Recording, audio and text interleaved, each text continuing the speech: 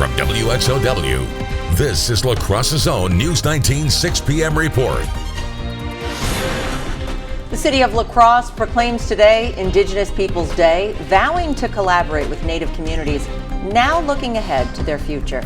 Good evening, I'm Heather Armstrong. And I'm Dustin Lukey. Members of the Ho-Chunk community and beyond here in La Crosse say while it's a start, Indigenous Peoples Day prompts a need for change that begins with education. Now, Widening the Circle is a La Crosse group that puts on events specifically to educate the community. News 19's Marcus Arsvold joins us after participating in their virtual seminar. So Marcus, what's the biggest challenge our Indigenous community members are dealing with right now? Well, they say it's trying to live successfully in a Western society that has a history of trying to erase their people. While education has improved in recent years, they say we still need more acknowledgement that the trauma Indigenous people faced still affects them today. Our existence is not always recognized, and that's the hardest part about making anything better. Tracy Littlejohn says recognizing Indigenous Peoples Day is a good start because it brings to light a dark history. I'd say the main challenge is people knowing anything. We're called the invisible population for a reason. We don't show up in statistics. Our missing and murdered Indigenous women, the numbers are so incredibly high, and yet you rarely ever see alerts in the news or the media that someone is missing. Usually there would be more in-person events, but as the pandemic continues, they're discussing history virtually. Any one of our senses can trigger us back to a memory. In our DNA, we carry the memory of our ancestors.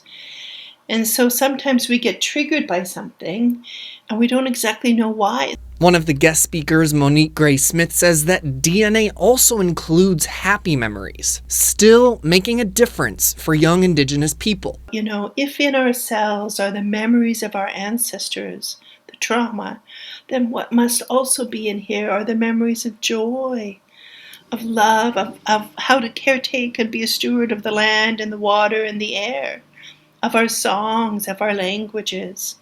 It's all in here. We just have to have space to wake it up. Hoping to create a tomorrow where they're seen and heard. But when you can be proud to be Indigenous and have a day that's proclaimed, say, hey, you know, we see you. That's pretty cool because we're not seen. We haven't been seen. Tracy says they're hoping to take what they learned today and add it to their stories next month because November is Native American Heritage Month.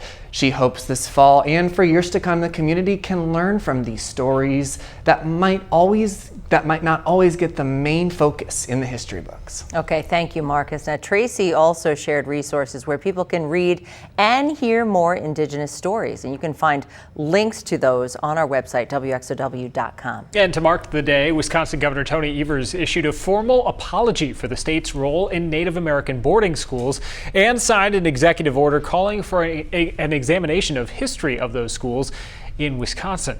Governor Evers saying in part that there's, quote, a moral obligation to pursue the truth and to bring these injustices to light in Wisconsin and across our country because that understanding and acknowledgement is essential for accountability and healing.